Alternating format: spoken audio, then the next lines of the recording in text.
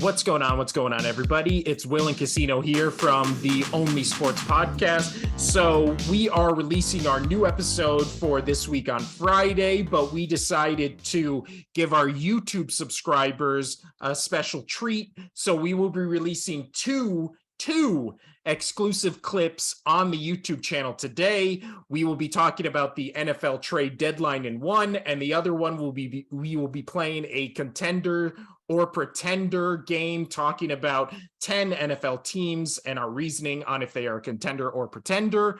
And then we will have a full episode out for you tomorrow where we break down week 9. We preview those games. We talk about the World Series, which game 6 is tonight. No, 5. Game 5 is tonight. I would get it eventually. And then we will also talk about NBA and a big college weekend. Also, the AP poll came out. So join us tomorrow on this channel for the full episode, and then wherever you can get your podcasts. As for today, enjoy these 2 exclusive YouTube exclusive clips. You get Beanie Casino, you get me unbeanied, and yeah, enjoy the clips, and we'll see you tomorrow. All right, Casino, now that we have talked about our contender or pretender segment, now let's move on to trade deadline. So I'm going to list off the 5 most significant trades. You tell me which one is the, I guess, most significant for the rest of the season or for the future of that player on this team.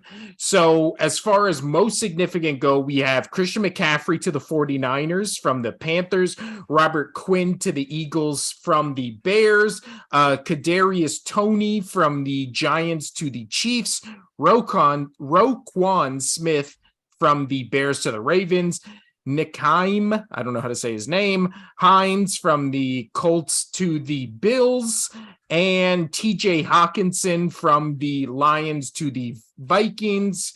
And then probably 2 more is Chase Claypool from the Steelers to the Bears, Bradley Chubb from the Broncos to the Dolphins, and then there's Calvin Ridley, but he's suspended for the rest of the season, so I don't really feel like he fits into what we're talking about right now. But which of those trades do you think is the most significant and will have the most impact now? There's 2. Okay. And the reason I'm picking these 2, I'll get into, but you have TJ Hawkinson going to the Lions, or going to the Vikings from the Lions, and then McCaffrey going to the Niners. Those are both really good playmakers. Hawkinson, very underrated. He's been playing for a bad team, but I always said that he's one of the better tight ends in the league. Yes, I agree. And then you have McCaffrey. Look what he did as soon as he gets over there. First game, he does the triple threat: touchdown, passing, rushing, and throwing. And why I think these 2 are the most significant is not only are they 2 really good players going to teams, but both of these teams are now better, and they were, especially the Niners, needing something to get them to being a top contender. A lot of those other teams that are noteworthy with players, they're already good teams without these other players. These 2 teams, the Vikings, yes, they are 6-1, going to probably win their division, but they still aren't the best. They needed something else, and I think TJ Hawkinson's really going to help them out, really give Cousins another spot to get it to when he's under pressure. And then McCaffrey being pretty much a Swiss Army knife when it comes to offensive roles. He can do anything. That's going to propel the Niners and take another quarterback, taking it off of solely on them and giving them a little bit of help. So, yeah, I think those 2 are the most significant. So now when these trades were happening, the thing I like to do when team-specific things happen is go to that team-specific, like, online presence in terms of where their fans go, right? So I went to the Vikings subreddit, I went to Vikings Twitter, I was looking at the Vikings fans who were posting about this trade for Hawkinson. And they brought up an interesting point that I feel like people who aren't Vikings fans, because you see that move and you and I just think like, oh, big time tight end going to the Vikings. He's another weapon for Kirk Cousins. Every single Vikings fan who had, a comment that was getting some traction or likes or comments on blah, blah, blah, was talking about how Kirk Cousins never likes to throw over the middle to tight ends. And they talked about when they had Kyle Rudolph, he was, what they thought Hawkinson would be, or what they thought Rudolph was what they thought Hawkinson was. Basically, right? A top, because I agree. I think he's a top tier, a top 5, especially in what I feel like is, we always talk about the great tight ends, but if you play fantasy, there's a steep drop off after 5 tight ends at the most. It's like Kelsey, George Kittle, Andrews in Baltimore, and then it kind of maybe Zach Ertz and Dallas Goedert, and then it's like, I don't know who I'm having as tight end, because Hawkinson, he was on the Lions, but he wasn't lighting it up this year, which I think is also a reason why they trade him in division, because the Lions are going nowhere, even though they're promising. But that's to me a concern, is maybe Kirk Cousins just doesn't like throwing to tight ends, doesn't like throwing over the middle. He likes throwing on the outside to both Thielen and Jefferson. So I don't know. Well, that's fine. And he could do that, but you don't think defensive coaches are gonna just totally forget looking at Hawkinson? That's true. Are they just gonna be like, Cousins doesn't throw down the middle to tight ends usually, so we're not gonna really worry about him until that one big play that they need and they don't watch him. Boom, Hawkinson touchdown down the seam.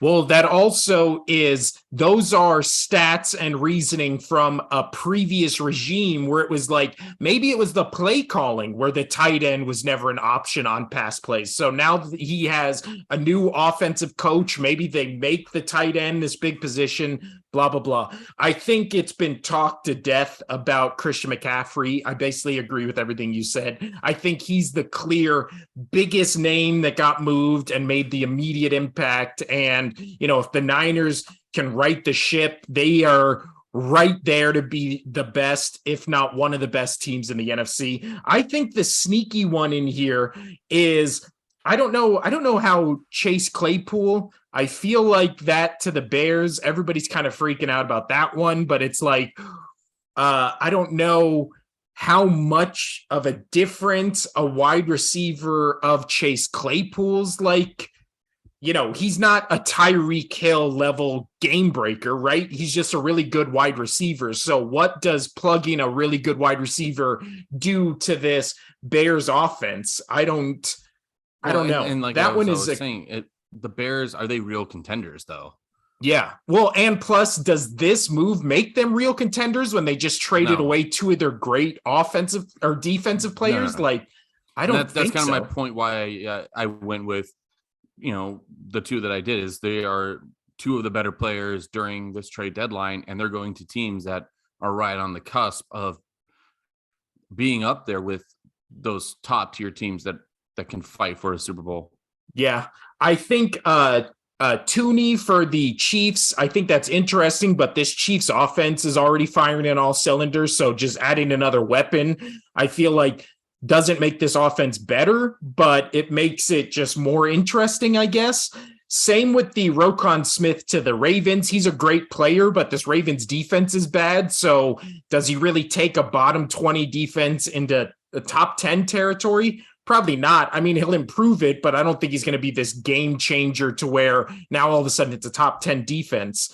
The interesting one on there is the Bradley Chubb one to the Dolphins. I feel like he can be a top 10, top 5 player at his position, but he's missed a lot of games. He's injury prone, and they just signed him to a massive 5-year deal. again, with this, but you can also say this about McCaffrey. Like, yes, he improves for McCaffrey. It's the offense. For Chubb, it's the defense. They improve both sides of that ball instantly, and they're great, great players. But it's like, can they stay healthy? That's the huge risk you're taking, and we haven't seen either of them be healthy. So why would you just assume new place and then all of a sudden they never miss a game again? Because they're not solely going to that player, especially with McCaffrey. I mean, it's just not, they're not putting the ball in his hands every single time, and you have every other player on the other team just smashing into him. Yeah. He has better blockers for him. He's not going to get body taxed as much as he has been.